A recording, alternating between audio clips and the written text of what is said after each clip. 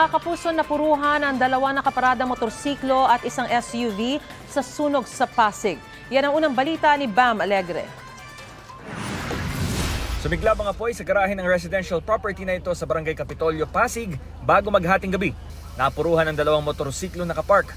Sa tindi ng init sa loob ng garahe, nadamay pati ang SUV na nakaparada sa labas ng gate. May ilan din tumalsik na debris ng semento mula sa garahe. Sa maagap na pagresponde ng mga bumbero, napigilan ang pagkalat ng apoy sa bahay. Kalahating oras lang mula nang ideklara ang unang alarma, naapula kaagad ang apoy. Walang naiulat na sugatan dahil sa nangyaring sunog.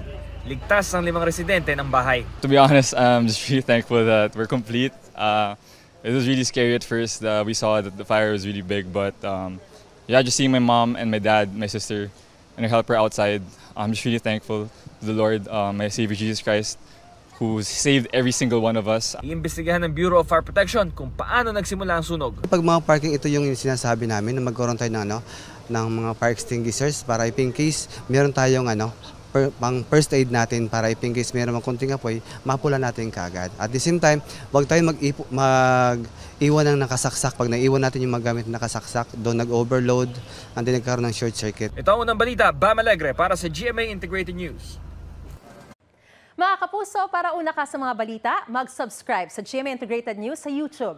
Sa mga kapuso abroad, subaybayan niyo po kami sa GMA Pinoy TV at sa www.gmanews.tv.